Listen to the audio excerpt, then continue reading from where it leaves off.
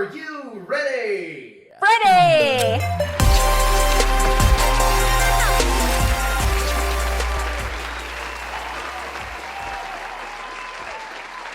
Oh, yes, they love you. Oh, my goodness. Say hi. Of course, Hello. Savannah. Hello. Yes. Okay, everyone, shut up. Shut up. All right, that's enough. That's enough. Welcome, ladies and gentlemen, to the Wannabe Critic podcast. I am your host, Gabriel Fast, and this is the Wannabe Network. Yes, thank you. Thank you for the claps. Thank you. That's going to be your thumbnail, the thumbnail for the show. Or that, what you just did. Yeah, I'm going to take a good still. We have Savannah Groves is your last name, with a girl in her phone. Say hello, Savannah. How are you? I'm so good. Gabe, thanks for having me. Y'all don't know, Gabe's a good buddy of mine, so this is so fun to be here. Yeah, thank you so much. It's interesting. We have a mutual friend. You know, this is actually, I think, the first time you and I are actually talking face to face in some sort of medium. And it's funny, like, you live in Joplin, correct? Yeah. Okay, so when I first followed you, I wasn't living here, and now I'm back here, and it's just funny how it's like, you know, like our creative energy is coming together to make this happen, and I'm excited about it. But Natty is our mutual friend. I'll be over, obviously, with Happy Hour. And she had her. you. I know, she's awesome. I love working with Natty. She's a really hard worker, super down to earth. She's, yeah, I don't have anything. I wish she would record more. I mean, but you know, that's neither here nor there. Hear that, Natty? Record something. Yeah, just sit down. You. Whole bottle of wine. The episodes will get better as you go. Mm-hmm. You just devote a whole night to it. That's how you do it. No, I digress. Thank you for making the time to be here. And, you know, as we were kind of talking off mic about, you know, the show and kind of some of these things that we might get into, you know, it's just, fellow creatives, it feels like naturally we converge in some sort of way whenever it comes to entertainment or, you know, lifestyle things or whatever. But one thing that I like to really geek out about is video games and other nerd stuff. And you admitted to me that you don't really do that. So, how are we going to remedy this? Like, how are you going to keep my listeners engaged?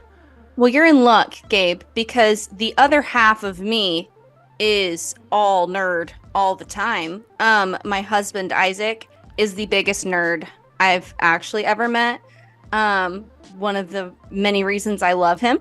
So he will definitely be here to educate everybody on everything Star Wars, Star Wars, Marvel, Lord of the Rings, Call of Duty. I mean, you name it. I'm sure that he'll have lots to talk about. You're saying he's here in studio? He's here in virtual studio. Yeah. Okay. My ladies and gentlemen, Issac Groves. Give it up for this is great. Yeah, there he is, the nerd side. You love to see it. Hey, what's going on? Isaac, the people love you. Wave to him. Oh yeah. Hey. Okay. There you go. Yeah. All right, everyone, shut up. All right. Isaac, thank you so much for taking the time to join. You know, Savannah. It's so cool. I totally get it. Like, my wife and I are really close, and we do like almost everything together. And it's cool whenever you identify people that are doing the same thing that you are doing, but they're actually like successful with their creative endeavor. And that's exactly why I've reached out to you guys. You just have such a wholesome vibe. And I was absolutely thrilled to you know, get to know Isaac a little more as well. So we'll definitely kind of dive into a few topics. We'll talk about podcasts. We'll talk about music. We'll talk about, you know, movies. We'll talk about video games and anything else you guys want to talk about. And then we'll kind of round out the show with this discussion around, you know, what your, you know, thought process is around the creative process. Like, how do you go about it? What are some like things you've learned along the way? You know, so kind of not necessarily like the secret sauce, but just some tips that could help some people maybe in their own creative endeavors. But before we get into all of that, I want you guys to tell us your story. Like, how did you meet? Like, how did this happen? Why? Go on. So like the story of Sav and Isaac, basically, then. Yeah, Okay. because I mean, Because we both agree, you know, like I can't sit here and do this podcast without my wife's support. It just doesn't happen. Yes. We have a very tiny space. I've taken up literally half of it with all my stuff to do this. So, you know, this doesn't happen without her, and I truly believe that your side, you know, doesn't happen without a strong support. So I would love to hear your guys' story, some things you learned about each other along the way that really drew you to each other, and then how we get to A Girl and Her Phone. Absolutely. Yay, this is so fun. Yeah, I like this. Okay, so we had both just gotten out of like really bad, serious relationships. We like met because we went to the same college, but we met at like a college Bible study. And it was on the first night of classes, and I was about to leave, and this tall drink of water just walked up to me and was like, I don't think I've met you. My name's Isaac. What's your name? And if you know Isaac, that is like not out of the ordinary. He'll talk to a wall. But I was like, I think this That makes me sound so dumb. No, you're not dumb. You're just outgoing. But I was like, I think this is the hottest guy that's ever talked to me. So I was intrigued to say. So we just like clicked instantly. I don't think it's hard to click with Isaac though, but we just clicked on like a, wow, I think I've somehow known you my whole life kind of level. We sang duets of High School Musical, Bop to the Top, choreographed everything, and I was just like, this is definitely who I'm gonna marry. Like, how could it not be? So it was like we met around 9ish that night, and it was around midnight. We had sat and just talked, and I'm like, I have to go home. I have class the next day. He's like, oh yeah, me too. And I'm like, oh, what do you have? And he's like, I have 9 o'clock with Marsh. And I'm like, shut up. That's what I have too. So what was crazy about this is it was a Monday through Friday. What class was it? Physics? A physics class, Monday through Friday physics class. So we had technically been in the same room together that morning, but we didn't know each other yet. So it just felt super like full circle, weird, like invisible string theory. People talk about that all the time. Oh yeah, like you're just being drawn to the right person. Yeah. And your journey, you know, brings you to that right person. And you will find that person at whatever point in life. Like for some people it's later in life. For some of us it's younger, or you know, that type of thing, right? Yeah. So the next day I went to class, and he kicked one of his track buddies out of the seat, and that was basically my seat for the rest of the semester. And we got engaged 8 months later. 8 months later, and we are about to celebrate 5 years of marriage on March 2nd. Wow, congratulations. That's amazing. 5 years, and you guys are parents too, right? Yes. Yeah. Okay, so sorry. I was like, yes, talk about Jonas. Yeah. We have a son named Jonas. He'll be 4 on March 23rd. So if you're doing the math, we got pregnant really soon after our wedding, kind of on accident, but he's like the happiest little accident that ever happened to us. So yeah, he is smarter than we are, which is terrifying. Yeah. The cutest little thing on the planet. Let me see if I can get like a pic. Well, here's him and Isaac. So I mean, if that's not, I don't know what. Look at him. I know. That's again wholesome, right? Like it's very wholesome vibes. I just love it. So yes, we're parents of one right now. Hopefully more in the near future. Hopefully more in the near future. Yeah, we love the babies. So love the babies. Especially this man has bigger baby fever than I do. If we're around a baby, I don't even stand a chance. Like, they're gonna go to Isaac and they're not gonna cry. Like, if I hold them, they're gonna cry. Isaac's like he's just got the dude energy. You know what I mean? Like, he's got the dad energy. Like, as soon as he sat down, I was like, I love you guys. Like, you know, like just like good energy, you know, and I love that. So big dad energy. Oh, BDE. There you go. Big dad energy. That's right. You love it. So yeah, that whole semester, I mean, was there like, I mean, do you think that's like part of like what helped? Like, you're obviously very intimately involved with this like intimate subject, like, because it was Bible class, like Bible study, right? So Do you think that was part of what helped you like maybe fall for each other like even quicker, was like having like your faith entwined, you know, through this whole journey? Mm-hmm. Yeah, I would say so.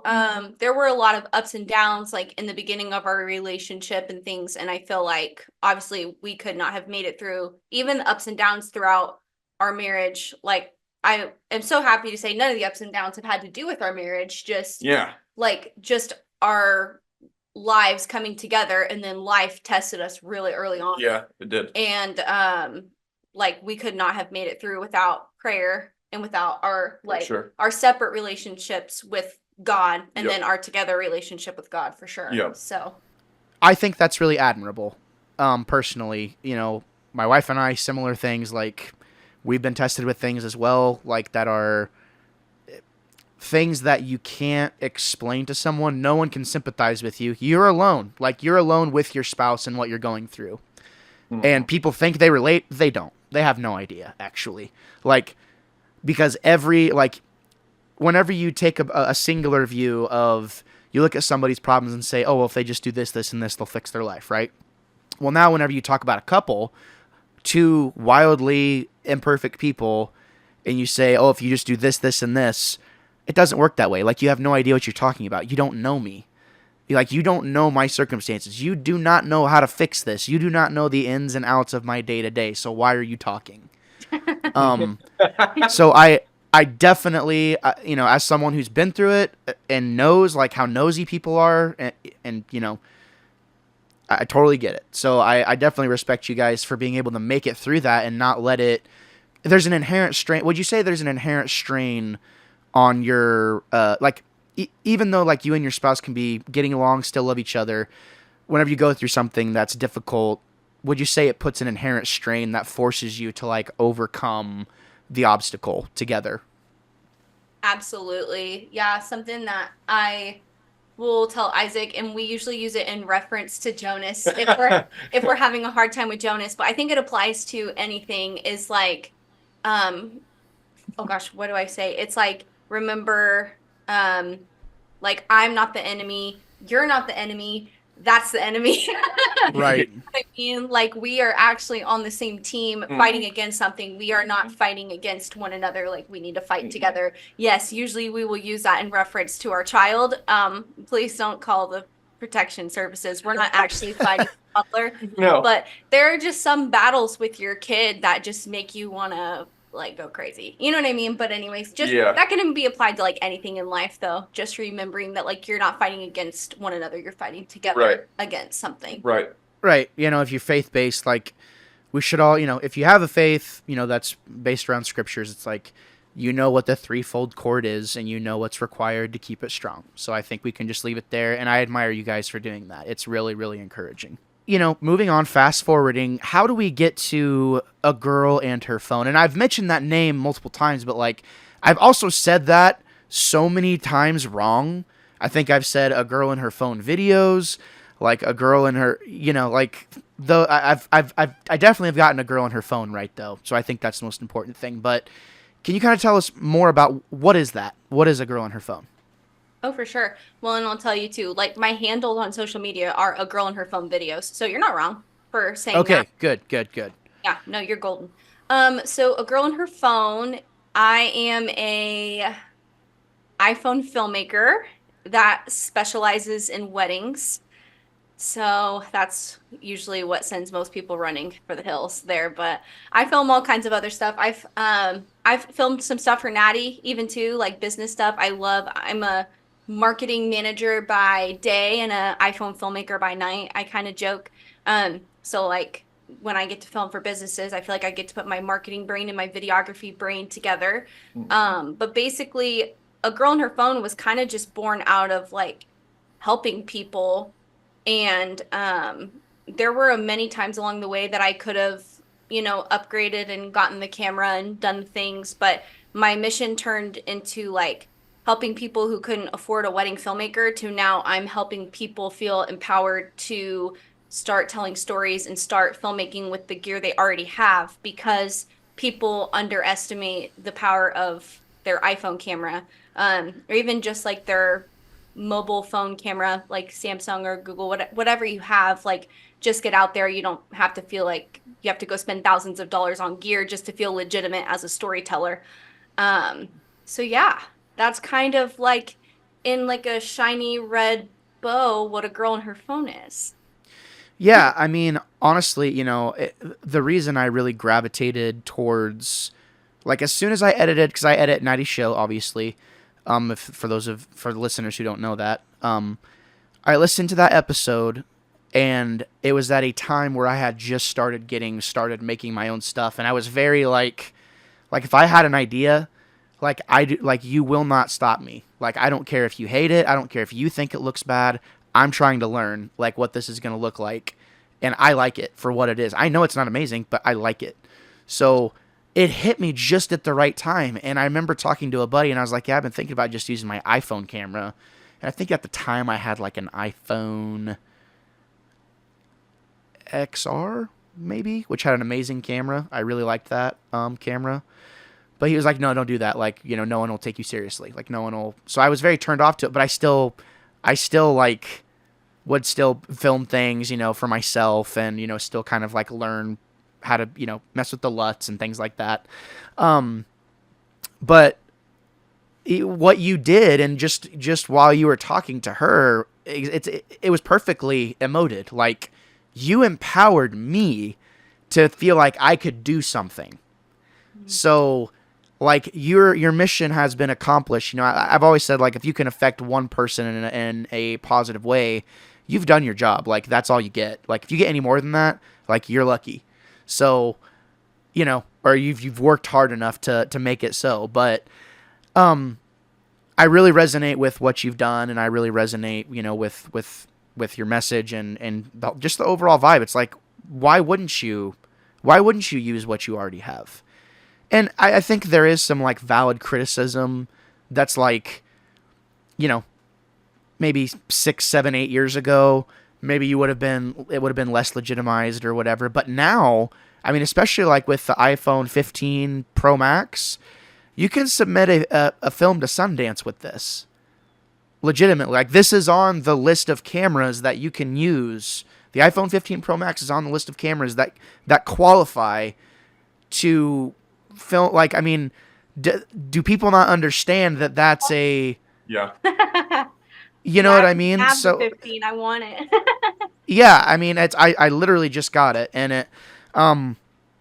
I think what you are doing, it makes so much sense, and for, like, the future generations, it's going to be incredible. But I wanted to also talk about ask about, how does Issac fit into the workload, if any? Because, I mean, I kind of alluded to a little bit, or you kind of alluded to a little bit, that he's your better half in some ways. Let's kind of throw it over to Issac a little bit and get his input on the whole deal.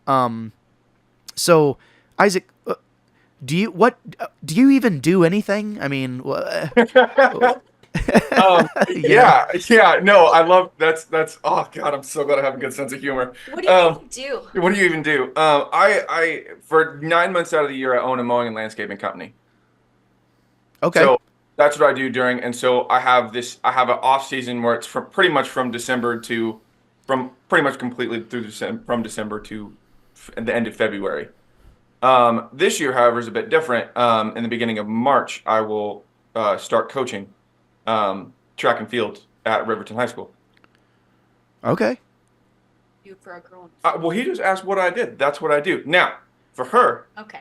Right. Yeah. No. Yeah. He's right. He's right. I mean, listen, Savannah. It's not all about you. All right. Okay, like, no. sit down. All right. I'm sorry. No, I'm just kidding.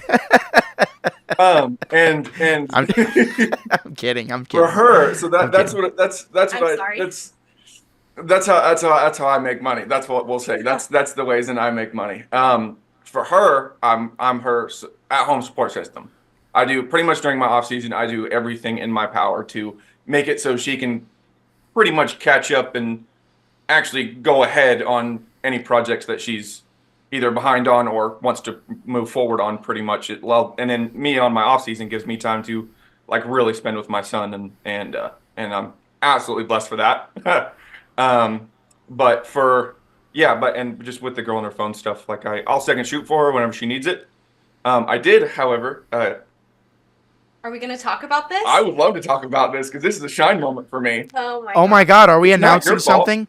Is this breaking news? Breaking news! Is that what we're getting? Oh my So- gosh. Okay. so yeah, we're I'll- talking about it. Okay. I'll go ahead and just so I did get the chance to go and do one by myself. Oh.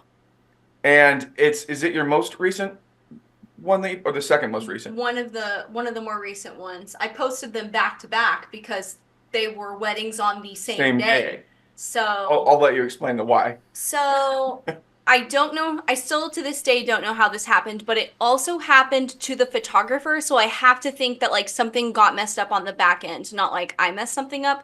And this has never even come close to happening in my Honeybook. So I don't know what happened, but are you familiar with Honeybook, Gabe? Do you use that for anything? Is that the booking service for... Okay, yeah, I think you told me about that Yeah. a while back. Yeah. Yeah, so basically like it's seamless. It's beautiful. It like connects to my Gmail, it connects to my Google Calendar, everything just like auto populates and fills in and like it's gorgeous. I guess 99.9% of the time, and the 0.01% happened to me this past fall when I'll tell you exactly how it happened. I had 2 back-to-back wedding weekends, which I usually don't do anymore, but it was like a special circumstance for like someone close and then a family friend. So I'm like, okay, I'll make it work. So it was like a September 23rd and a September 30th, or so I thought. So I get on Snapchat and my close family friend, she posted on her Snapchat story, something like 9 or 11 days until the big day, and like posted them with their marriage certificate. And I'm like, no, it's not. It's like 2 weeks from now. And I was so confused. I'm like, well, obviously she wouldn't say that. And I was like, okay, that means her wedding's September 23rd. What's that all about? So I do a deep dive in my Honeybook. Honeybook had put it in my Google Calendar and in my projects folder under 2 different dates. But if you went and looked like in the fine print of the contracts, they were both September 23rd weddings. I still don't know how it happened. It also happened to the photographer, where she got the date mixed up too. And luckily everybody worked everything out. But that was a panic. That was like full on panic mode. So what we did was after I had a full-blown panic attack, I mean, literally a full-blown panic attack, I'm like, okay, what are we going to do? You know, it's a week-ish before these girls' weddings. We're not going to let them down, obviously. Mm-hmm. I went to high school with one of the girls. Isaac went to high school with the other girl. And so we said, you're going there and I'm going here. Mm-hmm. You've second shot for me so many times. Yeah. So you're familiar, but like every night leading up to the wedding, we just like went over things, did like more crash courses than I think we've ever done. And like I trained you a few years ago on everything to be my second shooter, but to be fair, the technology was was a little more. Yeah, there was more to teach him for sure, and like more to go over. And you know, then I'm not there to answer questions if he has questions. Mm-hmm. I'm giving him my gear, like audio gear, lighting, everything that he's responsible for on his side. He doesn't have my creative brain for prompting or other things. So I mean, it was a really tough decision to make. Ultimately, thankfully, you did as good as you possibly could have done. Mm-hmm. And with me editing it, I mean, the bride was just so over the moon happy with her film. Everything went off without a hitch for the most part. Yeah. And I mean, just thank God, you know, we had 2 happy brides. Yeah.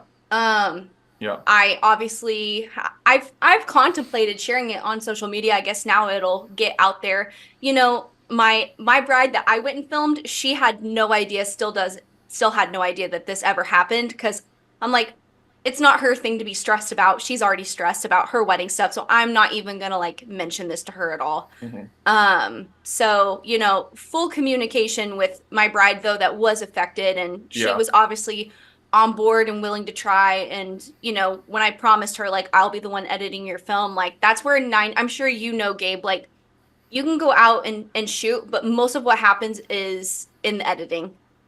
So, you know, luckily it all worked out.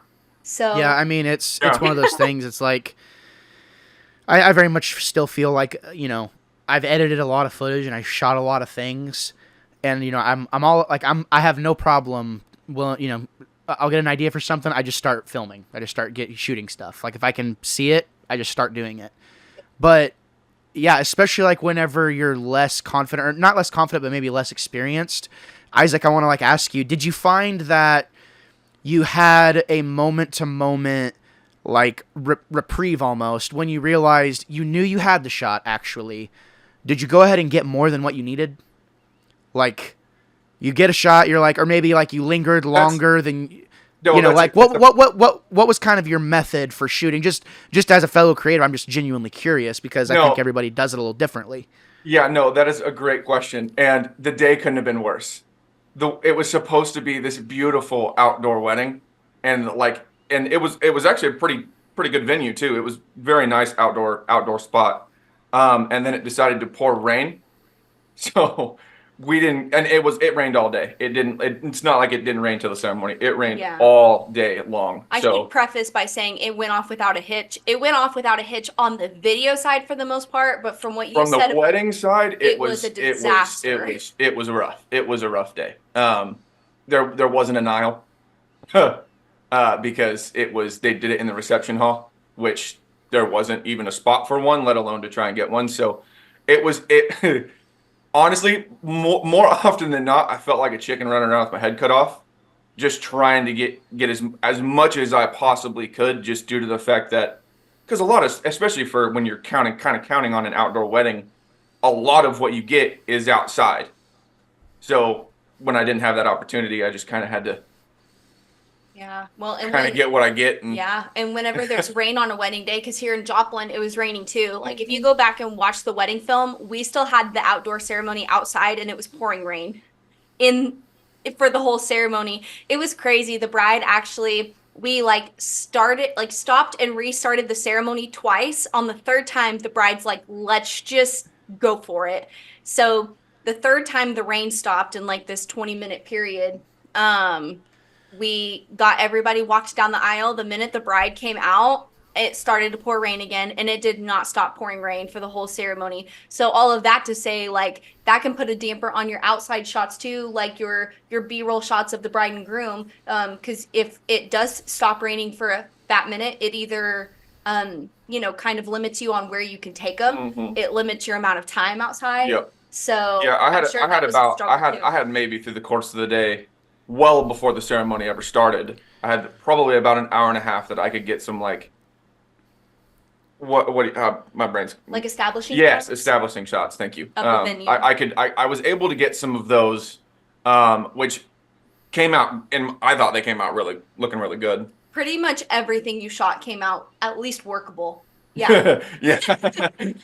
that's all honestly, that's all I was hoping for. I was nervous. When I'm shooting, that's what I'm hoping for. I'm like, okay, can I work with this? Okay, we're good. Yeah, I think that's a really humble way to say it, because that's exactly how I feel. It's like, when I'm behind the camera and I get that feeling, like, oh man, that was great. Oh man, that made me feel something. Like, I don't know if that's good, but I'm glad I got that. That made me feel really good, or that made me feel like that's such a sweet moment, or whatever. Like, you just know. And the more of those feelings you get, I feel like on your drive home, as you're replaying the day, you're thinking about, maybe you see, oh my God, I got 500 clips to go through. Did I feel good all 500 times that I shot something? Then that makes me feel good about what I'm at. It's like, I don't know. I know I maybe felt good a few times. You can pinpoint the stress moments of any particular project where you're like, don't know. Let's just try. And, and I think in a lot of ways, that's some of the best projects at times, the ones that are the hardest to shoot, because they require the most, I don't want to say intimacy, but just they require the most connection, a real work to try and get to the meat of what you're actually working with. So, Isaac, you're doing all this stuff. Like you said something like you're always supporting, Team Savannah, and helping her in whatever. Why? Why would you do that? She took my last name. The least I can do is do the dishes. No, I'm just kidding. No, I'm just kidding. No, it's just we've always done ever since we got married. Even before that, though, we always supported each other in whatever we were doing. When because I started my company, I got the opportunity to actually buy it out, and was not in the financial position to buy it out personally. But Savannah and I were engaged, and she helped me buy him out, and so I took the company over, and I've been on my own for 5 years.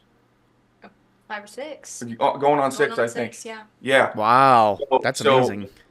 Yeah. So yeah, it was something that, and it's, I mean, she gets to do what she loves. I mean, that's honestly, like, genuinely, like, something that I always am blessed in, because there's a lot of people that don't get that opportunity, and Right. I like, and I really enjoy my job. I mean, it's hot, it's exhausting, but I do enjoy it. Well, and here's what's cool, Gabe, is I've kind of seen this year, like, I felt a progressive slowing down for me. A girl on her phone's not going anywhere, but I'm definitely not trying to shoot like 15, 20 weddings in a year.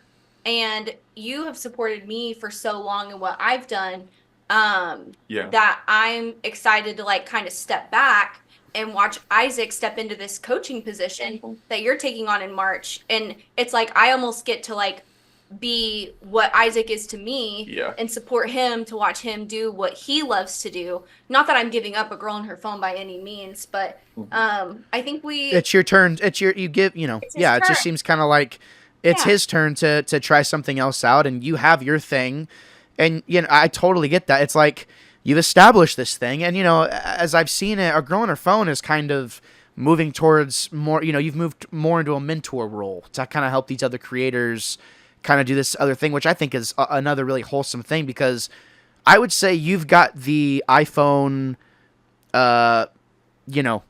aesthetic, like how to use your tools effectively, like everything flows like it. I can't tell it from Adam. I can tell that it's shot on an iPhone, but it doesn't make me appreciate it any less, any less than anything else. Like if anything, I appreciate it more because I think it looks really unique. But like the fact that you're recognizing that, you're not like, no, like this is the thing, like, that we've been putting all this effort into.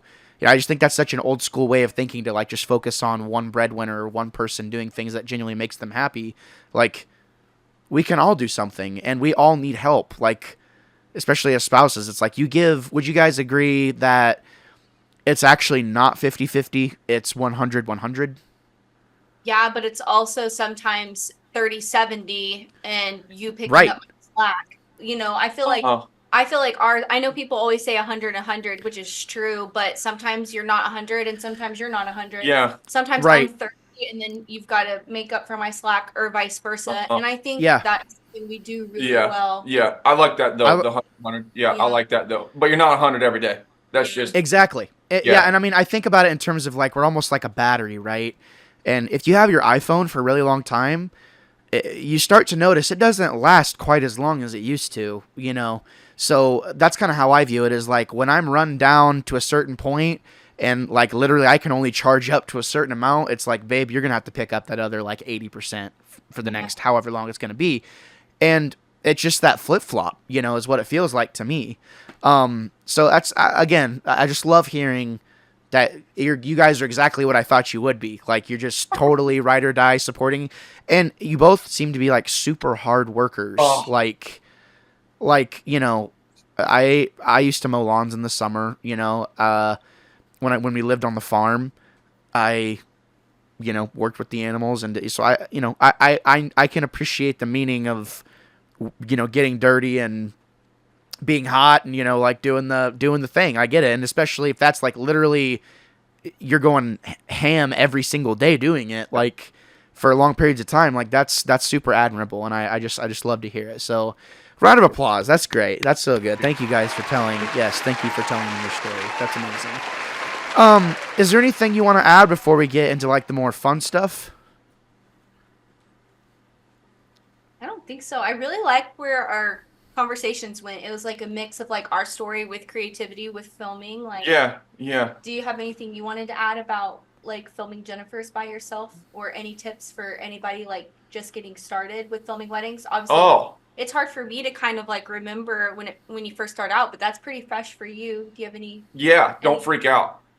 No, but like, and I say that like not as a kind of jokingly, but like also not as a joke because it was a good drive away. It was like 2.5 hour drive. It was Kansas City. It was Kansas City area. And it was a 2.5 hour drive. And I remember on my drive there the whole time, I was just like, it's these people. Like, luckily that was kind of my opportunity. I did know them, but it was these people just like, everything, what Savannah told you. You went over it, for 8 days in a row to make sure I got it. And not saying I did everything perfectly, but it was just like, I knew that if I was to stress about it, it would not have made it better. Yeah. So yeah, you're exactly right. I mean, that would be. It's almost like fishing, kind of, in a way. Like, you're really fishing for a feeling within yourself. And are you a fisherman at all? I mean, sure. I haven't gone in a long time, but I do enjoy it. So a pretty common thing is like the fish will feel your vibes.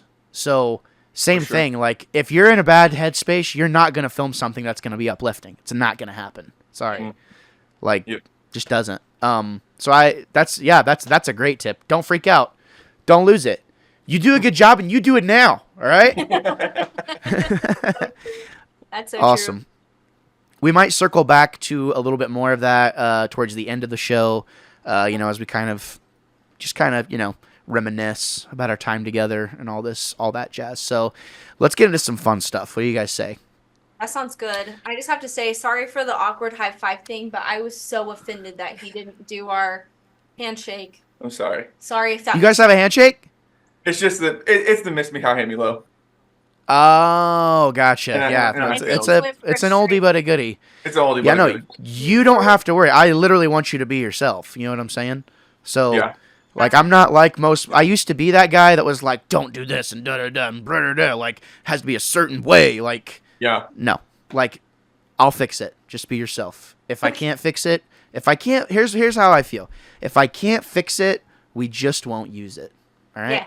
So, no big deal. No big deal. Well, just to throw this out there, like, because I watch a handful of podcasts, and the ones that I love are like the people that are like, you can tell that they're not trying to be someone they're not. Right. They're just being themselves. Like, it's like you get to see a different side of them that you typically don't, like, on other interviews. Yeah. So it's like those are some of the best podcasts. It's fun having you with me because I've been on a lot of podcasts, but never with Isaac. Mm-hmm. So this feels like good. Mm-hmm. Good. I'm glad. Yeah. No, we want you to feel like yourself here, because that's what Wannabe Critic is all about, honestly, is, one of my favorite filmmakers is Stanley Kubrick, not from an actual, I'm not into the message of a lot of the films or whatever, the dark nature, but just his approach, and that if I'm feeling this way about a particular thing, there's too many people for me to be alone, right? So it's the idea that if you like something, there's a really good chance that you're going to find someone that feels the same way that you do. You won't be alone in your thought process. And that's what we try and do here, is we try and collaborate with people that have a similar feeling. And if I don't feel that way about you, I just won't reach out to you to talk on my podcast. So this is a podcast. So what I've been doing as of late has been asking, my guests, like, do you guys have any podcasts that you like? What's like your top 3 podcasts go to if you had to just rattle them off real quickly? Oh, probably. I mean, as a wedding filmmaker, how to film weddings, make better wedding films, all of those perspective podcasts, basically the ones I've been on, not to be a self-plug kind of person, but wedding. How dare you?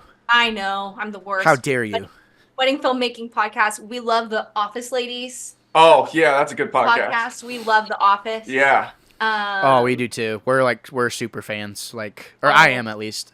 I don't know about my wife, but I'm a super fan for sure. Watched it all the way through 11 times. Yeah. Wow. Wow. 11. Yeah. Okay, so you are you know a lot more about The Office than me. Rid-it-dit-to-do. That is incredible. Yeah. How about you? Dear God, don't let this make me sound like a prick. I love the Joe Rogan podcast. Like, That's and fine. Part of it is because I don't watch them all, obviously. Like, and I don't think most people do because he's got so many. I watch when he podcasts somebody that I'm interested in. So like, Totally. I've watched all of him and Jordan Peterson. I find Jordan Peterson to be just absolutely brilliant, just as a human. Like, he's just absolutely brilliant. I also like his podcast. My mother, she loves me. That's gay. That's incredible. Yeah. My mother, she do you not know what to do in a situation? I'm sorry. I'll stop. Keep going. But those are the two. What I like to do is I like to YouTube not people who do podcasts, but people who are on them. One of my favorite people to watch do podcasts is Ryan Reynolds. Talk about like who I pray that he is exactly like. There's no way he's any different than how he is because like everything he does, he's the same. You know, he's him. So like I always love watching him do podcasts. And here recently, I've been watching. I cannot think of his name, and I'm gonna be shot for it. But it's oh man, he played the voice actor for the Darth Maul in Rebels. Oh, Sam Witwer? Sam, yes. Yeah. Yes, he's very interesting to listen to. Dude, I love Sam as well. Like, whenever he comes across, like, my TikTok, like, For You page and stuff, like, when he just gets into character when he's being interviewed, like, and just how deeply he loves the lore that he's involved with, and that just speaks to me so hard. Like Yeah. you can feel like I love I yeah. too am a Sam Witwer stan. He's the you know, and I want to circle back around to Joe Rogan. Here's the thing, ladies and gentlemen, whether you like Joe Rogan or dislike Joe Rogan, his podcast is entertaining. And that's the whole thing is like something comes out and it's like a shock value thing or an unpopular opinion and people start talking about it. And then all of a sudden it is now a part of pop culture, whether you like it or not, because podcasting is one of the most popular mediums we are seeing in entertainment right now. So whether you want to be or not, you are part of the machine if you're talking about it. So if you don't like Joe Rogan, just don't even say anything because you're gonna just be adding to his fame. You know, you're just playing right into what they want you to do. So I'm just throwing that out there. Joe Rogan has said a lot of things where I was like, wow, that is way off base. But he's also said a lot of things where I'm like, that is actually, I really vibe with that. So I'm not all for, you know, I listen to a wide range of podcasts from varying ideologies and, you know, political whatever. And, you know, if it ever gets too political, I just kind of shut it off because it's just, you know, no one's got the right answer, bro. Like, no man has the actual right answer, in my opinion. But we might all be better off as a society if we looked at people and thought just like how you think about Joe Rogan. Like, sometimes I vibe with it and sometimes I don't. Yeah. I think a lot of it is better off if we, like, looked at things more like that. And something that I absolutely praise him for is that he will change his mind about something in the middle of a podcast because of someone's expertise over that. Right. He doesn't think he knows. Because a lot of people do that. They'll ask these questions and then, you know, but they'll be so hard-headed about something that they won't be like, okay, yeah, that may be. But I've watched a lot where he's just like, oh, I've never thought about that before. Right. And, you know, you can really tell that he's genuinely there to get information from people. You can tell he likes to learn, which makes it even more interesting. You have to respect. Yeah, I mean, it's a fine balance between if you don't stand for something, you'll fall for anything. So I think it is really healthy to have a very firm stance on whatever you may be, especially, you know, whatever you may be talking about. But when something starts to make sense, don't be stubborn. Like, accept that you were wrong because you want to be right all the time from then on after that. Like, we just had this conversation today. It's like, men are so interesting because to me, a good man literally is the guy that was like ride or die hard for something, proven wrong, and then ride or die hard for like the new thing that like he had to admit that is like, actually, this is the right way. Like, to me, that's like a good man, you know? And 364 days out of the year, we can literally be right every single one of those days. That 365th day, we will be wrong that day. Like, It doesn't happen where like we're just right all the time. You know what I'm saying? And I think it's good as men to like acknowledge that and like do better. Like humble yourself. Like it doesn't matter who it is. If something's tingling in your back of your mind where it's like they're right, like don't be an idiot. Like just concede. It's better for everybody. Yeah. Moving on. So it's interesting. Do you have any like? So we talked about Joe Rogan. We talked about who was the other? You know, Sam Witwer. You like watching him in interviews. Savannah's mostly wedding stuff, whatever. And so would you say that? Natty, of course. And Happy Hour, of course. And Of whoever course. made that intro music is an absolute stuff. I'm just gonna say it for the record. Yeah. Thank you. It was me. Anyways, so moving on from podcasts. Thank you for sharing that. I always like to know like if people listen to podcasts. Let's go to music. So I would say for me personally, unless I'm focusing on an audio part, because I too have shot a wedding, I've shot a reception, I've shot a variety of things, you know, a few things that required audio, you know, like we want to capture some of the speed, you know, the talk or whatever. Unless I am fully engaged in like the audio or the music I've made for, you know, the wedding I'm working on, like, or the project I'm working on rather, I'm listening to other music. Like music's going at all times. Like it just helps me in my creative process. Like if I'm answering emails, if I'm, you know, trying to color grade something, whatever. Like music's going most of the time. Do you find that to be a similar thing with you? And if so, what are kind of your go-tos for that, for, you know, that part of the creative process? So what's funny is this is actually like something that hit me the other day was, as you know, like I just got my very own office space in our house set up. That's kind of like away from everything.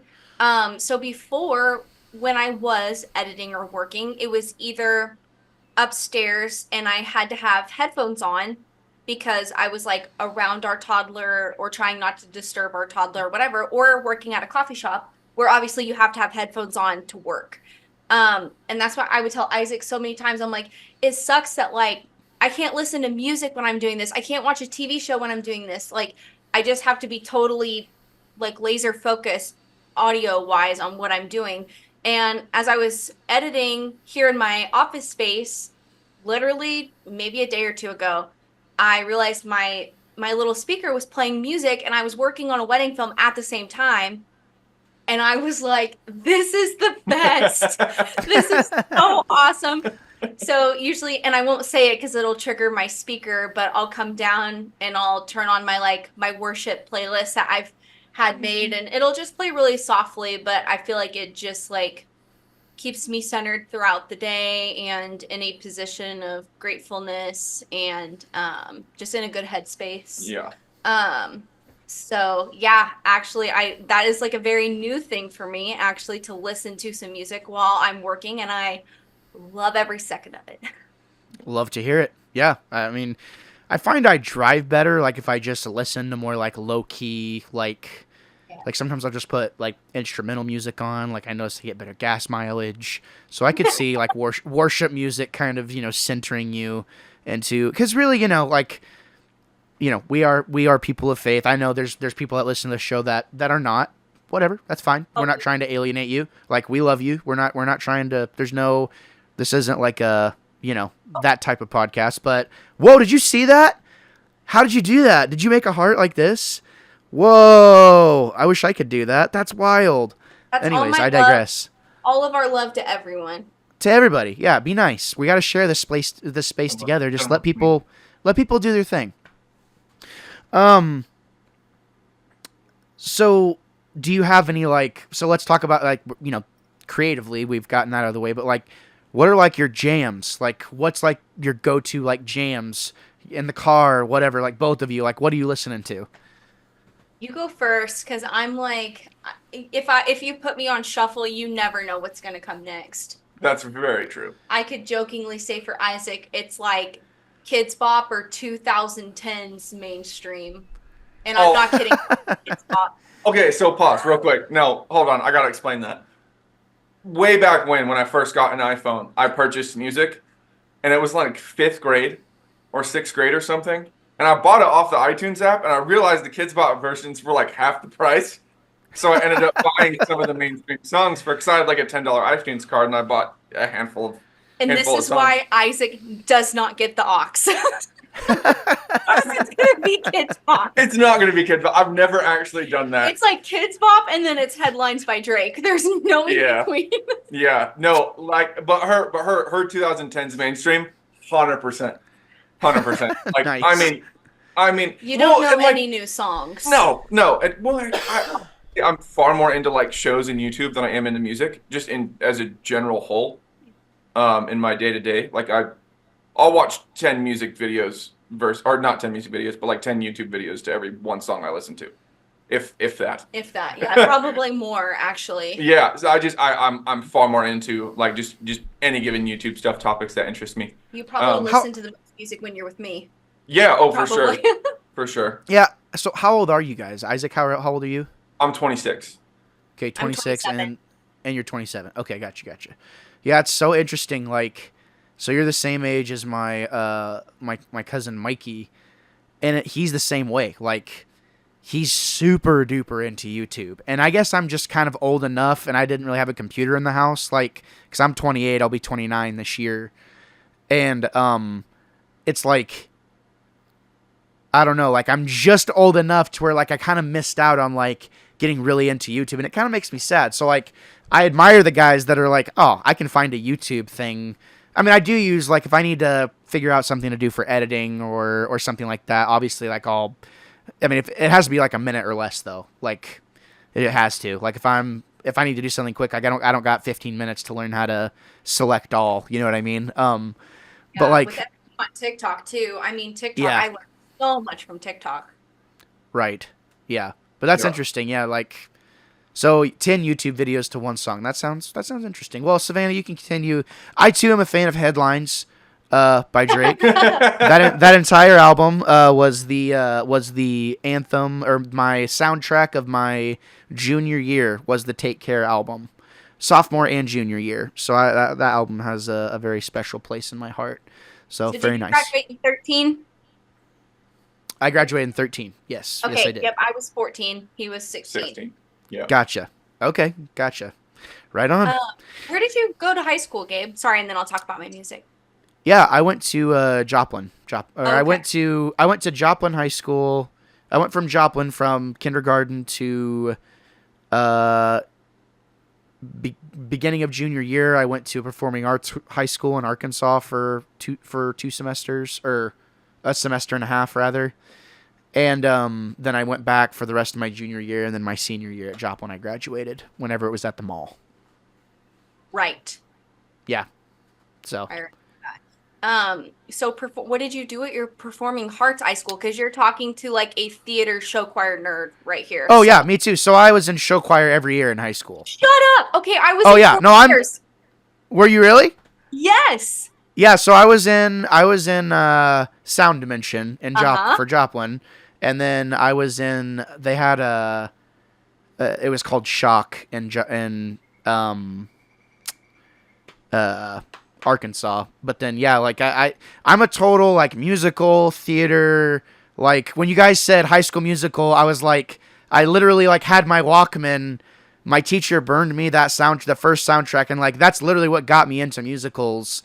So I've been singing, like, musicals are a big part of why I love to sing, why I love to create music, why I love to create in general. Like, it's a very core piece of what makes me who I am, I would say, is the performing arts. So, yeah, we did show choir, and I worked on video, and yeah, got some unique opportunities there, and just to be around, other creatives that weren't,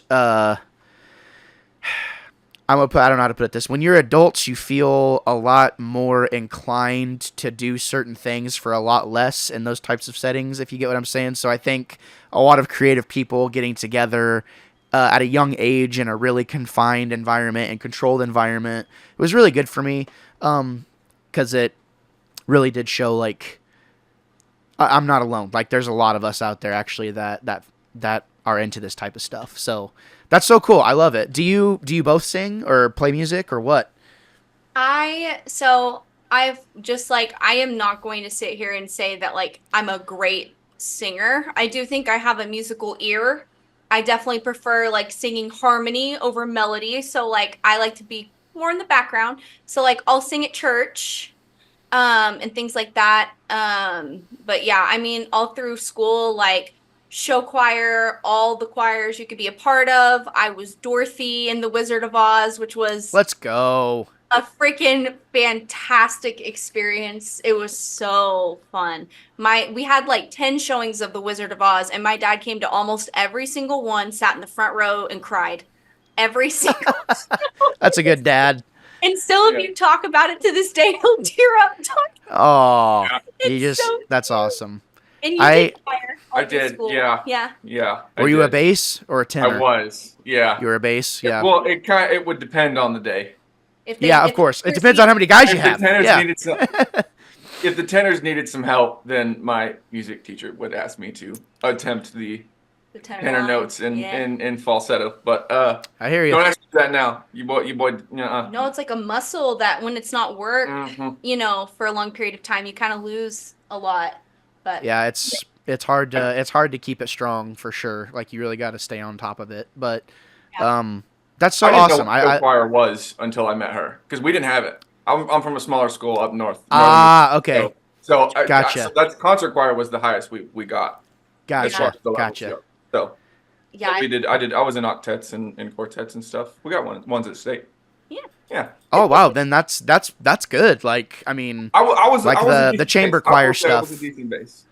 Dude, yeah. I mean, honestly, like the basses were always like kind of the coolest guys. Like the tenors were usually the ones that were the most ambitious, kind of like, I don't want to say a-holes, but just dramatic. You know, the basses were usually pretty straight shooting. Actually, we had like a track star. My freshman year, he was like our lead bass. It was kind of funny, but that's so interesting. We have that in common. I love it, and so does the audience. Yeah, there you go. They love it. I know. All right, shut up. No, but sorry. We keep going. Yeah, no, please. My music. No, do your thing. Oh gosh. So my parents like have really good taste of music. I like to think. So I grew up listening to a lot of 70s and 80s. That's still a lot of where like I feel like I connect the most emotionally to music. So like 80s rock, Scorpion, Rat, Metallica, all of those, Led Zeppelin. Gosh, I'm forgetting. Your Banty collection is phenomenal. Yeah, but I'm forgetting the most important one. They sing Pyromania is their album. No, it's Def Leppard. Yeah, Def Leppard. Bands like that, just that I grew up on. So like the hair metal like era a little bit. Okay. Oh yeah. Okay. Photograph by Def Leppard. That's like one of my dad's favorite songs. Now it's one of my favorite songs. Like just music like that. I really just, man, like a 75-degree day, roll down the windows in the car and play that. There is quite literally nothing that will give me a serotonin boost like that. Honestly, like it sounds nice. Thinking about it. Yeah, me too. Honestly, like I'm trying to picture it, and I'm like, that actually sounds really cool. Like, I'll come pick you up, Gabe, and we'll experience. Let's do it. Isaac, I'll obviously bring the car seat. I'll need it, I'm sure. Yeah. No, I'm just kidding. Yeah. So that's like funny. 70s, 80s music. I love disco music, Earth, Wind, and Fire. That kind of vibe. Love that. 90s hits, obviously 90s baby. I had teenage brothers growing up, so old songs like Holiday Inn by Chingy and all the super inappropriate things I shouldn't have been listening to in kindergarten. That right. Hip hop vibe, but also pop. Britney Spears and NSYNC, Backstreet Boys, Destiny's Child. All of my first like CDs that I ever owned, things like that. And then like obviously everything through our high school years. Listened to everything, but now like Tate McRae, I have her new album on repeat right now. She's like a pop singer. Love her right now. My assistant Kylie, she is the one who keeps me in the loop on music because I'm not very hip. So Yeah, it's good you have that friend that like can kind of. I have this one friend we played in a band with. Is like, if it was before the year 2000, he does not know it. I asked him the other day. I was like, "You heard any?" He's like, "I've heard some of it." Yeah, I'm like, "Oh, some of it, like from the past 2 decades." Yeah. Okay, all right, you're cool. Yeah, so from the 70s to now, I have a lot of love. So good. You have a large swath of interest there. That's good. So you're just a music lover. You like all kinds of different music. yeah. I mean, I'm a big fan of like the alternative scene, like metal, emo, that type of vibe. Or do you anything like, there? Panic at the Disco. Oh yeah, totally. Love Panic. Oh my gosh, hold on. I just need to pull up. I have a playlist on Spotify called Not a Face, which nice. Basically is my middle school experience just wrapped up in a playlist. Obviously, it's like All American Rejects, Fall Out Boy, Panic, Paramore, love Paramore. What's some good ones? Oh, Mayday Parade. The what album is this? I love. And this you're right. It's not a phase. It's not a phase, Mom. No. Like it's not a phase. A Lesson Dad. in It's still, Romantics. Not phase, Mom. Yeah, Mayday Parade. A Lesson in Romantics album. I freaking love. Green Day. I freaking love Green Day. My Chemical. They just put out a new record. So good. Cute's What We Aim For, Breaking Benjamin, Fountains of Wayne, so good. Oh my gosh. Okay, so we align. We align musically already. I'm still going through. Yeah. Anyways, Jack's Mannequin 2. Oh, it's so good. Anyways. Oh, yeah. I do love Jack's Mannequin. Actually, I did. Yeah, I forgot that they even existed. To be honest with you, that happens from time to time. You're gonna have to go get my playlist on Spotify. I know. Maybe I will. Savannah. Awesome, good stuff. Anyway. So obviously, a big part of what you do is, creating, I like how you call them films for people, wedding films and these types of things. And I think at the core part of a creator, whenever it comes to video, I think it really it always starts with, I would really love to make movies. Deep down inside, like deep in the pits of our heart, like go past like everything in your heart saying that it's never going to happen. And acknowledge that that's what it is. Yeah. I want to make movies. And everyone has a good idea for a movie. So the people who actually get the camera, get the stuff, take the time to put something together and make it look a certain way, our hearts and hats go out to you and off to you because it's a lot better than, or it's a lot more than what most people do.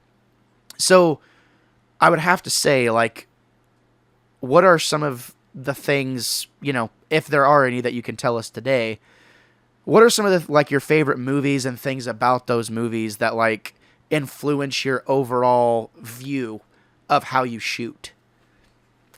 Like, sometimes, like, for instance, while you're ruminating, sometimes I'll get a shot of something and I'll be like, a movie comes to mind, like, oh, that kind of reminded me of, like, Pulp Fiction or whatever, whatever the thing is, like, man, that kind of has this vibe to it, it's something relatable. So is there something or a handful of films that you could say were inspirational or made an impact on you that made you feel like you could potentially do the same type of thing? That's a loaded question. Just the first thing that popped into my head that's like the most recent thing I can think of, it's just something that I appreciate from a cinematographer standpoint is Yellowstone is shot it's beautiful.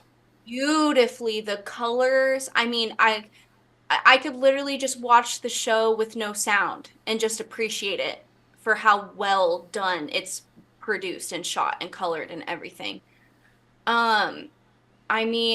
Growing up, I don't know what this says about me as a person. The only thing I can think of is a movie like Titanic is one of my favorite movies of all time. I don't know how many times I watched it as a kid, but I think something deep down, because I've always had a love for filming and filmmaking and editing and everything. There's just something so masterpiece about it that, like, you can't help but just, like, reverence it almost, like, just the first time I saw it, I cried. Like, I still cry. As a grown man, like, no matter how hard I try, like, it was like, oh man, like this is a deeply, it goes beyond sad. It's a deeply moving piece of art, like from the soundtrack to the performances to realizing that they were literally just in a pool and they still tricked you into thinking that it really That's happened. the behind the scenes and watching how, and then like that scene where the water comes flooding down the hallway and how they built that tiny little miniature set and how they filmed it and made it look so real. Like that to me, kind of pulling back the curtain and watching those behind the scenes of how they did it all, it's just fascinating to me. So I'm sure there's other examples that I could probably go back and think of, but that has to be So the biggest. let me box this in then. So you might be a little more like me. Like, yes, I love the movie. I'm more interested in the people that made it and what their thought processes was, like Yeah. Peter Jackson. Like, I love listening to him talk about, I love finding tidbits about how The Lord of the Rings was made and like the way they produced it and just how simple and smart it was, but it seemed so grand scale, and it's like, no, we're going to focus on this piece, do this thing for this amount of time until it's done, and then we're moving on to this thing. Like, just such a simple but effective way of doing it. And I love, love, love behind the scenes stuff because the next time you go back and watch the movie, you now not only have the surface level, but now you have a new appreciation of the art itself because you understand elements of how it was made and you now appreciate it more inherently. It's like when someone offers you a dish and it's like, man, what is that taste? And they tell you, and then your mind, you're like, that's what that is. And then you want that every time because of that thing. It's like, dude, there's sauce. Like, it ties it all together and it's addictive. Like, am I kind of speaking your language there? Absolutely. Absolutely. Yeah. I would I love to love it. be a part of like a movie set of some. I mean, obviously, like you said, we're not talking about realistic things here. We're talking about Yeah. like big dreams, the deepest part of our soul kind of things. Like, and it's funny you say this. I have thought, and I don't, you seem kind of like me, where like I will get scenes in my head of like, if I were to do this, I can literally start to build the movie or the video or whatever. And like 100%. I will not get into it, but if I had like if there's one thing I could do in my lifetime, it would have to be probably a long time from now when like family has passed on. But I had a I don't want to deny the privilege of how I grew up, but I had a tumultuous upbringing. I think that's a very fair Yeah. word of how I was raised in my childhood.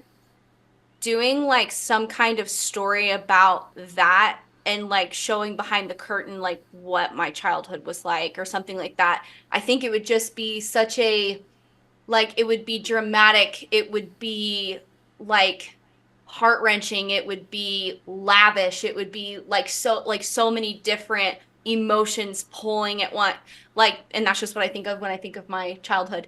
Anyways, so like that would be the one thing if I could ever make a movie, I would want to do that. I have like the opening scene already planned out in my head and everything. Like it would be dope. But I kind of do too, but it's not the same. do you want to hear what the opening scene is? Let's hear it. Is this getting too deep for you? Is this okay? No, no, honestly, you go as deep as you want. And if the listener doesn't want to hear it, you don't like it, you can skip it. You go now. Okay. All right. So, Like, I don't care. when you see the documentary of my life come out in 30 years, here's what will be the opening scene of it. So, I grew up in a really big house that my parents built, and they would have these insane parties when I was growing up. I mean, I don't even want to know how much these parties, like how much went into these parties. But it's basically a wide shot of the house and it's slowly zooming in. You see like flashes of like party lights and things through the windows as it's slowly zooming in, and as it's fading into picture and you're seeing what it is, it's Prince's 1999 song on, because I have vivid memories about this millennium party that was thrown at our house. And so you hear that dun, dun, dun, dun, dun, dun, that the front doors are wide open, so as it's zooming in from the wide shot, it's zooming through the house. through the foyer, through the living room, all the way back to the back of the house. And as it's zooming through, there's people partying, drinking, dancing, just like you're just like going through this sea of people, and all of a sudden there's just like this little redheaded girl sitting in the back of the house, just sitting like crisscross applesauce, just watching everything going on. And as it gets to my face, it just cuts to black. I've never shared that with anybody before.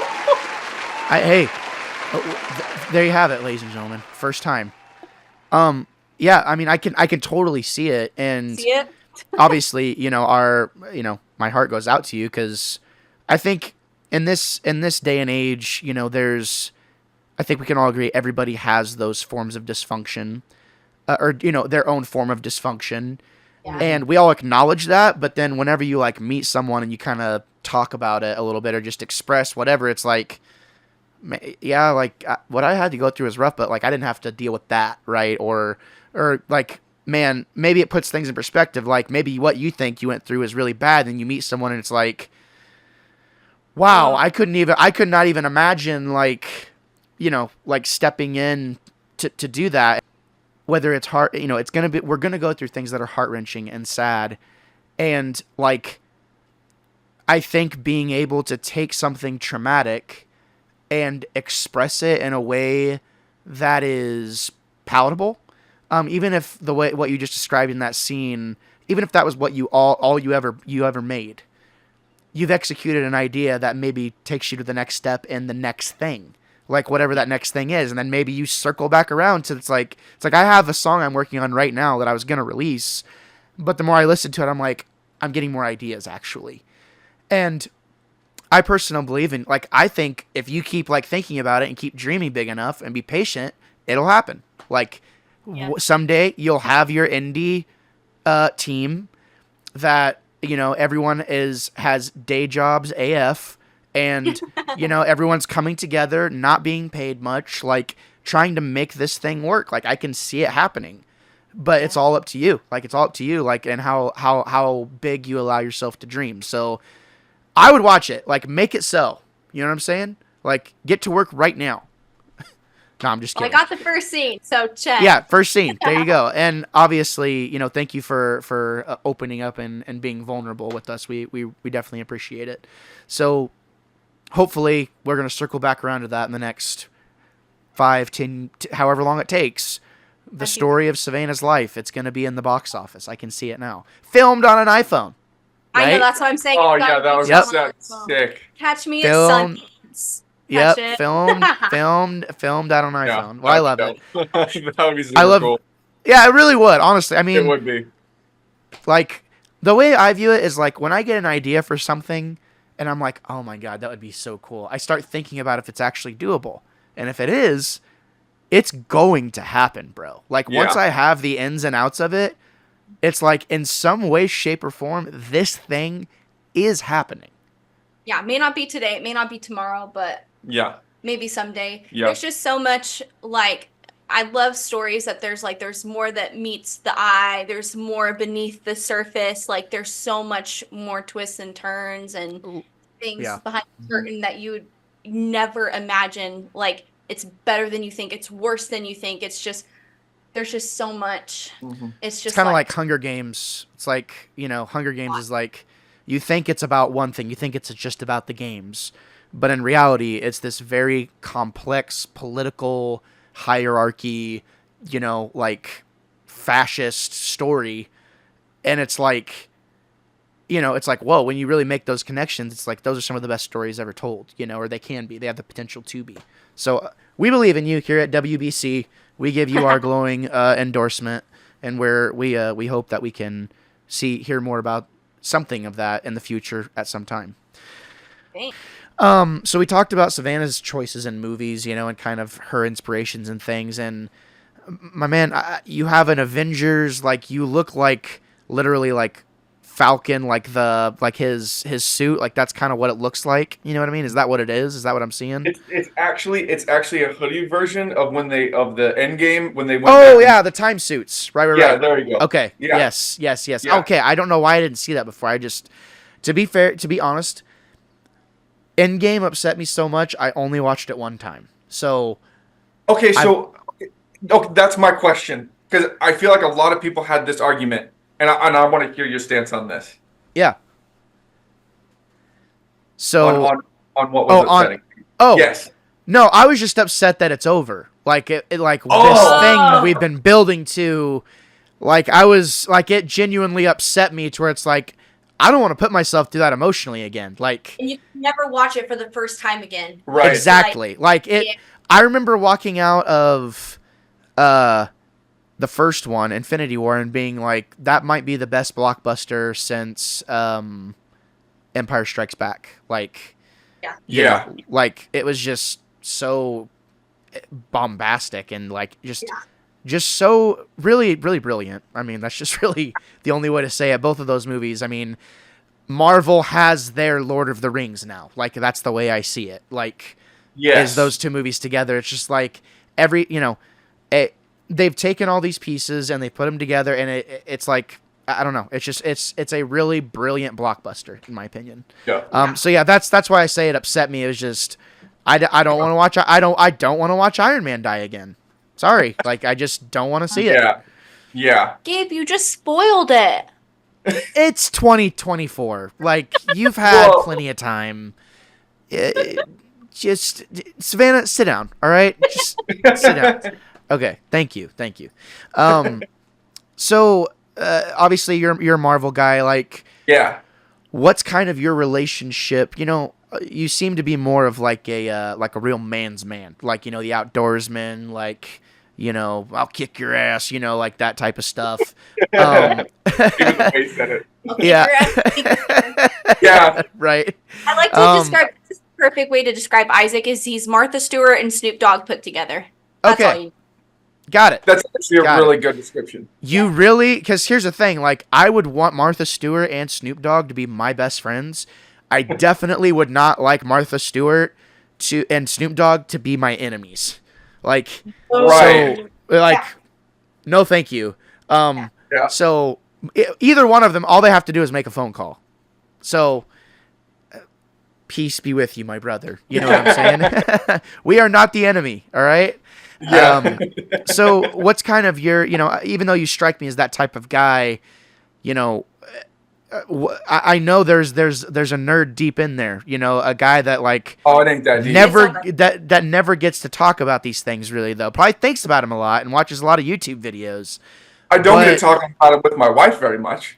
Okay, but you do have an outlet, right? You do have an outlet to talk about these things. Okay, thank God. I'm are you okay? Like, it's not that deep. I've got a handful of Star Wars, Marvel, and some combined tattoos. Okay. Are you gonna show him your leg? Do you want to see it? Sure. Show us your leg. Okay. Wait.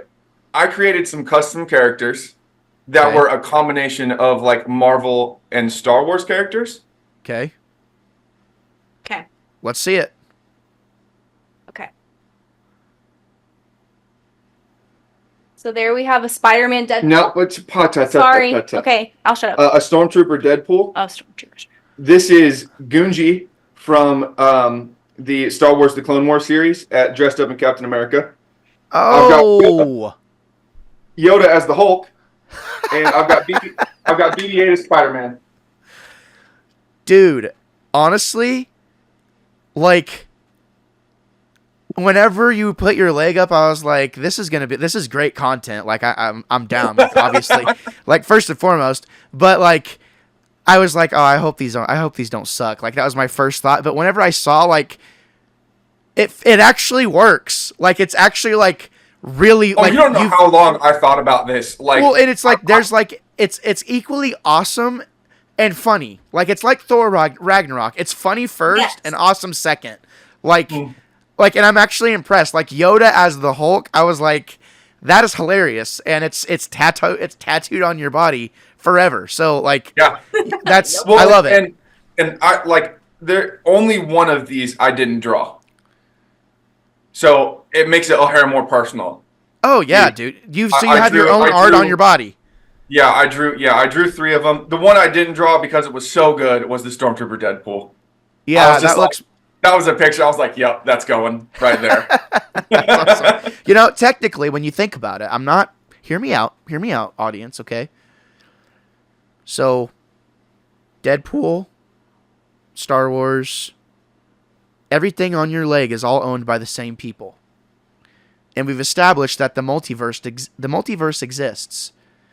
So there may be a universe where those exact characters are supposed to be. That's what $1 if? million. That's what if? I'm pretty sure the Earth will melt. Like, Marvel, let's be perfectly honest. Yeah. Us three were running the show, and it's gonna make millions. People. Yeah. Wait a minute. Wait a minute. Yeah. Why do we need you? I was gonna say I don't think we need her. Oh, I love it. I love it. Oh, okay. Yeah. Whatever. So. But no. It's not that deep down. I've got a whole wall of characters and collectibles and little figurines of strict Marvel characters that are So are you a comic reader yourself, or do you just appreciate like the movies? So I used to be. You know a lot. I do know a lot of lore, but a lot of that has less to do with like me actually purchasing and reading a comic versus a lot of times I will listen to them like on YouTube. Because a lot of guys will do voiceovers. Right. Yeah, I've seen. So that's a great way to consume it because it's basically a podcast, and you're playing it out in your head. You know, I mean, like, so yeah, I totally vibe with it. Yeah. Okay. Sick. Yeah. So what would you say you're like? You have outlets, you have your buddies, like, you know, that you're kind of talking to about this stuff. What's kind of like your current thing you're really like into right now at the moment? Because I gotta be honest, ever since Endgame, I'm like, yeah, I just don't care that much anymore, and I don't have that much time to. I have other stuff to do. Like this thing we've been building to, like we did it, guys. Like we did it. Like we can be done for a while. Like we can make it exciting again. That's a whole other rant. But anyways, I've kind of fallen off. So are you kind of in the loop of the newer Marvel things, or yeah. Okay. I'm very much in the loop. I share a lot of the same opinions as you will have probably read or listened to on a lot of the newer series. I share a lot of the same opinions on some of them weren't the best, but I did watch them all. Yeah, I'm keeping up with it strictly because I'm curious to where they take it next. Right. Yeah. Like I don't, because Endgame that was a cinematic moment that's going to be virtually impossible to recreate. Correct. So I'm curious to see how they potentially try to top it. I don't think there's a possibility on the planet. However, I also because you were talking about like movies that inspired you. And I don't think I've ever had that moment of like, this wants me to create a filmmaker, like be a filmmaker of any kind. I don't think I've ever actually had that moment. It's just my wife, obviously, when she needed me, I always try and be there for her. But I do remember do you remember when Avatar first came out in theaters? Oh, yeah. 3D. Oh yeah. 3D movie I think is good to this day. Oh my God. Yeah. No, I mean, that was like that movie I sold me on the idea that 3D could really be a thing. And right. They ruined it after that. Like, yes. Yeah. Like they completely ruined it. It was like, no, Avatar is like probably my top 10 favorite, you know, like probably top 5 actually, you know, sci-fi fantasy stories, you know, and to hear like of where it's going, I'm really excited. But continue. Yeah, I do remember when the first Avatar came out. I loved it. I remember it had that. To me, it seemed like it had the same impact on me, like a lot of the when the first A New Hope came out, like that impact it had on that. It was a whole different technological advancement, like when that particular movie came out, and it had that same effect. Yeah, we had never seen anything like that before. No. Yeah. Mm-mm. Yeah, that was the first time we'd ever seen CG be as dynamic as it could be. I mean, obviously we'd had like Pirates of the Caribbean and, you know, really, really, really impressive uses of CGI and like the best of the best offered from, you know, ILM. But like, yeah, when Avatar came out, I mean, it was basically same thing as Titanic. It was Titanic all over again. We've never seen anything like this. You know, Yes. well, yeah. So I that's a great comparison. So yeah, I definitely think that that kind of helped pioneer, right, some new ways of storytelling. And I would even say, you know, Endgame is, I think it's #1 box office of all time after having to surpass Avatar for a second time. So it just goes to show, you know, like culturally significant, you know, the technology, like once the technology has been developed, it's fully understood. That's how you are able to then tell a good story with said technology, is being able to fully utilize it and understand it. And I think that's exactly what they did in Avatar, and I think that's exactly what they did in Endgame, because we had two perfected we had a perfected version of each of those things, and then innovated on. And I think we're in a phase again of innovation. I think they're trying to figure out ways to make things even more immersive than they've ever been, but I feel like we're in a bit of a plateau right now whenever it comes to production. That's okay. Yeah. I would just like to see good movies again and not the same crap over and over again. Yeah. I feel like COVID, the SAG-AFTRA strike, a lot has probably gone into that, and then also a plateau in technological advancement, even though technology is still advancing at an exponential rate. Yeah, especially with AI. Yeah. Something has to be coming. It just hasn't come yet, but I think it's probably been halted due to a few. I mean, due to what we know just now, like we know that I think the next major impact could potentially be a movie that's interactive. Dude, I've thought about the same thing. So like not a video game, like you don't like make choices or anything like that, but because Netflix kind of did something like that, right? It was like Black a love Mirror. story. I'm talking more VR. Gotcha. Yeah, like actual, like it's 360 around you, but there's still a lot that's going to have to go in. I mean, we're looking at like major advancements. I mean, VR is now, except like you can have in your house now, which was kind of unheard of 10 years ago. Yeah. Right. 5 years. That was astronomically expensive to have a VR setup, and you had to have a part of your house specifically dedicated. And it's interesting you mention, you know, the interactive experience, because with Web3 and like, you know, which is the next iteration of the internet, it's constantly evolving and things like that. Savannah hit the nail on the head. Like, we are in this new time, and whatever this new form, like whatever the next video game is going to be, or the next like medium that like really blows up, it's going to be a combination of everything that's come before it, and it's going to revolutionize in some way. And I agree with you. Like, I think it's going to be beyond, we don't need to tell movies anymore. We can put you in the movie and make you feel like you're the one doing the thing, and maybe your movie was a little different than somebody else's movie, and maybe that's how content creators can like still make a living, is by talking about what their experience was like, and then people are talking about the core attributes of the characters and how all of these like things are lining up, and then that's how we have like a narrative based around a specific thing. Like, I could just see it happening. That was a lot in a very short amount of time, but like go down the hall of consequence. It's Ready Player One. That's where we're headed. Like, literally. Yeah. We're literally sprinting there at this point. So, it is interesting. Like, it is. Every guest I have on, I like to talk about what they feel, what they're watching, and, you know, how they feel the current state of the movie scene is going, as well as inspirations. But, what would you say your favorite film series, or what would you say your favorite? Give me like a top three of some of your favorites. Not your that's like, here's the thing. It's gonna sound so because I think this would be a lot, because I'm gonna do top 3 series, and that's the MCU universe series, the Lord of the Rings Hobbit series. I'm counting them both because I think they're equally good. Like, I think they're both equally good in their own different retrospects, and obviously Star Wars. Like and I'm kind of counting. Not saying I loved 7, 8, 9, but their animated series has been phenomenal. Oh my god, dude!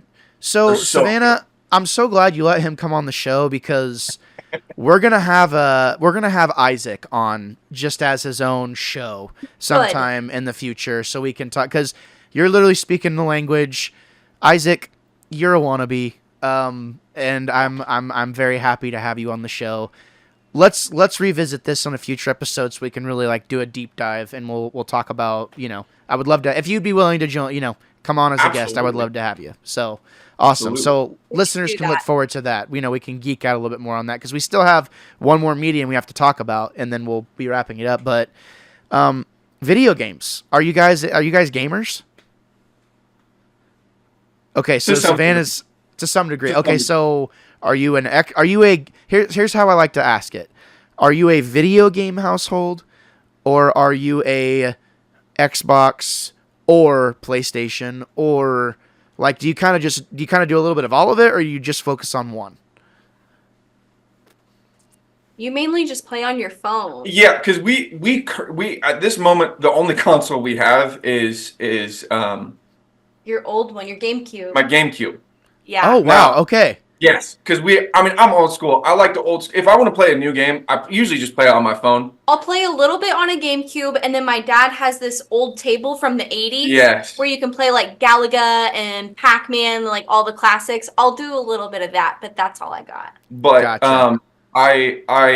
I grew up obviously playing COD like everybody else. Black Ops 2, like that was it was cold outside, it was wet, like you couldn't go play in the snow. So you're inside, you play Call of Duty Black Ops 2 with like a party of 8 people, all your friends around town, and like that was our winners through my sophomore, junior, senior year was playing COD and COD 2. So but as far as that goes, I still play Call of Duty. I do play the mobile. To completely nerd for a second, a lot of people don't know that there's not very many people that know that I play this game. Mm-hmm. Oh yeah, real big nerd. This is honestly, it's my creative outlet in the sense of like, it does let your like brain just kind of, but it's Minecraft. Oh, dude. I love Minecraft mobile. I love Minecraft. He will play Minecraft on his phone while he's watching YouTube videos of Minecraft worlds or whatever. Yes, of the dude, of content creator.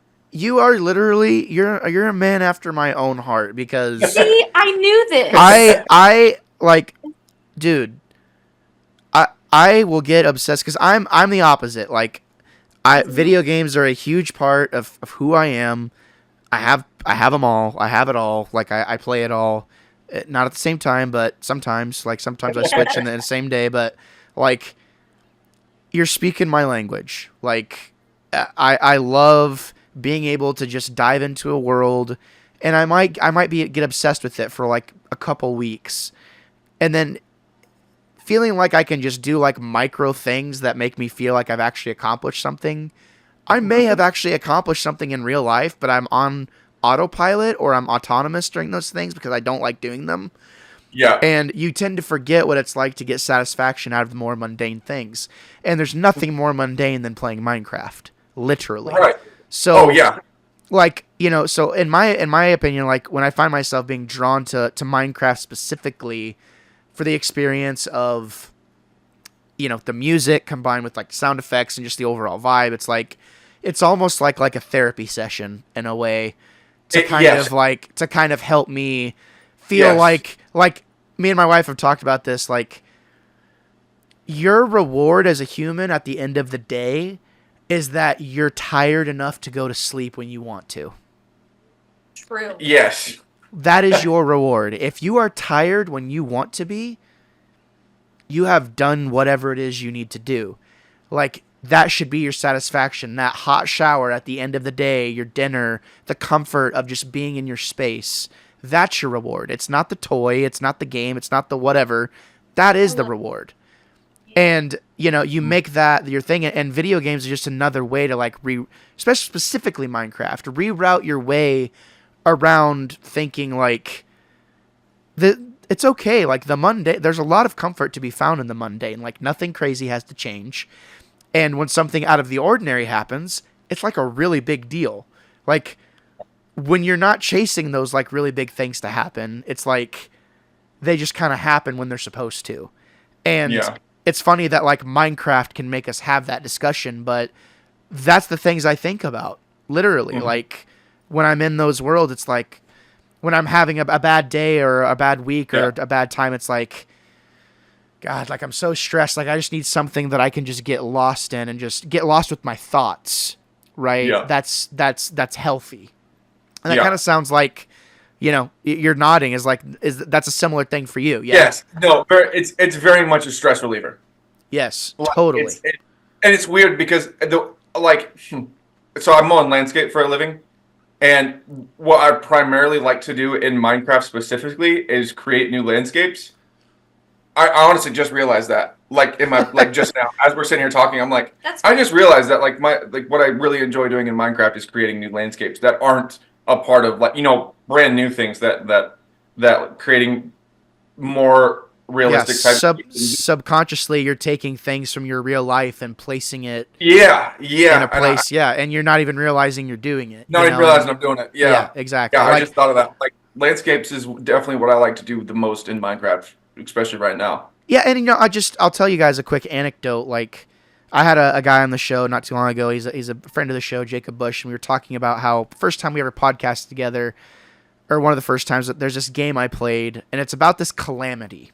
Right, and you're kind of helping like the remnants of this civilization, and everyone's going to it's called Bastion. Everyone's going to the Bastion, and it's like kind of you're trying to help rebuild the world. Like it's really cool. Well, my friend Jacob helped me realize, because whenever I played that game, that's when the Joplin tornado came through, and that's also when my parents got divorced. So, two of these like core things that I was totally blocking out, he helped me realize, like, Gabe, do you realize why you might have been drawn to that and you didn't even know it? And it was like just another like lightning bolt of like, God, like games are it's such amazing art. Like it is a art form because it helps you execute the things in your daily life to a better degree. Like, and you know, it's so cool to hear that like something like landscaping, which I'm not good at that. Like I'm just not. Like I have allergies. Like I'm not gonna have a good attitude, dude. Like I could be forced to do it if I had to. I would do it and I would eventually acquire a good attitude, but I'm not gonna willingly do it unless I have to. Right. But to take that mindset and like know you have to be in the grind and like know you have to be okay with it, it's almost like there's a comfort there. So you brought that comfort into Minecraft with you. It's like. It's almost like I know I can do this right, so I'm gonna do this. Like yes, yeah. I honestly, I'd never it was so weird how we were talking about that, and I'm like, I do mainly landscapes in Minecraft because you build builds obviously, but you kind of stick to something that interests you. And the one thing I like about Minecraft too is that there's different versions of it for every type of person. Totally. Like they have battle arenas where if that's all you want to do is just go and fight other players. They have PvP. They have multiplayer survival. They've got creative builds. They've got there's such a wide variety, and it literally draws when you play in that kind of space, you get to play with people and create with people that you would have never met before in your life, which is a blast to do. Yeah, exactly. So, and it's like even if you I feel like all paths converge, or many paths converge. Like our paths are converging with this meeting today, this podcast, right? And I will always have a good feeling when I think of you guys. I will think back to this moment. Are we going to be best friends?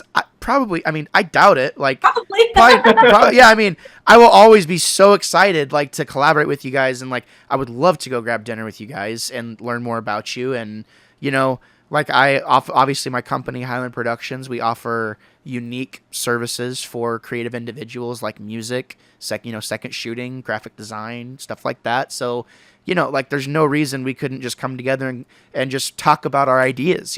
People do that all the time. I think that would be amazing. So, you're not really a console gamer. It's so funny you mentioned the GameCube because the GameCube's literally one of the main reasons I'm a gamer. So I love the GameCube. I literally have an emulator on my computer to where I can play all my favorite GameCube games at any time because it is a very important console to me. So it's so funny that you love that too. Savannah, you're boring with Pac-Man. No, I'm just kidding. Honestly, no, it's really interesting actually because those arcade games are pieces of gaming history that are instrumental to this medium that we love so much. Video games are officially the highest grossing, it's the highest grossing form of entertainment in the world. It well doubles what the music and film industry bring in combined. Yeah. And it's interesting. What do you think the best market is for gaming? I'll just tell you, it's actually mobile gaming. Mm-hmm. Oh mobile my gaming God. Wow. Mobile gaming makes up the most revenue of Probably the industry that we love it's so much. I was gonna Easy say, to like tap to pay, tap to pay, Exactly. Yeah. Exactly. So Well, and it's so much cheaper. Oh It my is. gosh, Minecraft was $6. Yeah. I was like, the DVD or the CD version of it, or to buy it from on an Xbox is like 50. Yeah. Yeah, sorry. 50. Yeah, and it's Yeah. and now what I love about, and like, sorry to circle back, but like they have a deal now. They've created the app so well that it's the Bedrock version, which means it's the same version as Xbox, which means you can play with people playing with Xbox. You can also do that with COD Mobile. Yeah. So it's a cross-platform. Yeah. Yeah. It's pretty sick. Yeah, it's interesting how, like games can bring us together in unique ways and help us appreciate the people around us and our lives, and help us to have interesting conversations. And here we are, we started talking about doing mundane things in Minecraft, and this is just a normal podcast for us. Like, we talk about, we are really okay with going from super funny to super serious and whatever thoughts come into your brain, you're the only one that's gonna hold yourself back. So if you can make a connection that can make somewhat sense, you should do it. And I think that's what we've done here today. Especially with video games. So as we come to the end of our show, I just have to say again, thank you guys so much to Savannah and Issac for giving your time. Been here for a couple hours, 2 hours, ladies and gentlemen, a 2-hour show. And we started at 1:30 and it's now almost 4. I feel like a bad person, but I hope you guys had a good time. Really quick, can you guys plug your handles if you want to be found on socials and things like that? Absolutely. That's all me. Isaac doesn't get on social media, but yeah, A Girl and Her Phone videos on Instagram and TikTok. And that's about it. What are you working on right now? I mean, can you talk about what your tunnel vision is set on at the moment? Yeah, I mean, like I said, A Girl and Her Phone's not going anywhere, but I'm definitely kind of in I don't want to call it a hibernation season, but kind of in a slower season. So right now I'm catching up on wedding films from last year, trying to look at smaller projects that I can do because weddings are just so much work. So I have a couple on my books for this year, but definitely not as many as I normally do. You will appreciate this, actually. I had this idea a couple of months ago. I have it all storyboarded out, so I have a vision, but I'm gonna do a hype video for Corliers. So you'll probably appreciate that with video and show choir together. So I'm gonna be going to one of their rehearsals and filming behind the scenes of the rehearsals. So that's something that's just obviously I'm just totally, that's just my creative vision. I'm donating my time. That's nothing that's putting bread on the table, but it's feeding my soul in many different ways for show choir and video and creative things together. So I'm looking forward to that, but mainly just honestly trying to take up as little time as I can while doing what I need to do to focus on watching you do what you want to do this year for coaching track. So I'm going to have to learn a lot about track and field. I know nothing about track and field. So I'm really looking forward to that. But yeah, basically just catching up on stuff, doing as little as I possibly can while still being relevant. I would love to take on more mentorship sessions. That's the best right now. Yeah. I have enjoyed mentoring probably more than any journey I've had with A Girl on Her Phone so far. I just love it. So that's kind of what's on my radar for 2024. It sounds very balanced, and I'm very happy. I'm happy for you. Obviously, you're speaking to a lot of things that I really appreciate, and we can't wait to see what you do, obviously. Thank you so much again for coming on the show, you guys. I really appreciate it. And Isaac, thank you for being able to accompany the lass, here. Or I guess lass is like singular. That means you're not married, right? Or wait a minute. Is lass, like, can that be? Never mind. Let's just stop there. I was more into math. Language was not my thing. Yeah. Yeah. I can't remember if it's like a lass is like someone who's like in need of a suitor, basically. Yeah, like a suitor. Yeah. Anyways, I'm silly. I'm a silly head. Don't you pay him. I've been talking. I've been leading the show for 2 hours, and I'm crazy. You're God's silliest goose right now. Yeah, exactly. I'm just the craziest little goose. All right. Ladies and gentlemen, you've been great. You know how we do it here. This is the Wannabe Critic podcast. Don't have a schedule for you. Never going to have a schedule for you. I don't make money doing this. I don't owe you anything. So if you're watching this, thank you so much. You mean the world to me. Honestly, like you're saying, if you made it to the end of this and you're like, man, to me, that's like you really like actually saw it through. So I respect you. But if that's like one of you, I've done my job. I literally talked to one person for 3 hours, like without stopping. So there you go. And 2 people, because you guys are my guests, obviously. Yeah. So thank you to the great, what is your guys' last name again? Groves. Groves. Thank you to the great Groves family. And who knows? Maybe we'll see you guys on a future episode. Absolutely. Anytime. All right. Say goodbye. Bye. Bye. Hey there. Whether you've stumbled upon me through my music channel, my gaming channel, or perhaps a podcast, I genuinely appreciate you taking a moment to chill out here. I've got a real passion for what I do, and, there's just something about creating that keeps me coming back for more, and I really don't think that's ever going to change. I'm really stoked to share this journey with all of you. If you want to see all the various projects that I'm associated with, all those links are down in the description down below. Also, you can check out my website where I like to write stuff as well. I put a lot of sweat and love into this because I genuinely enjoy it, and it's not just work to me, it's a real passion. So once again, thank you so much for showing up today. It really means a lot, and I'm going to finish playing myself out here. See you next time.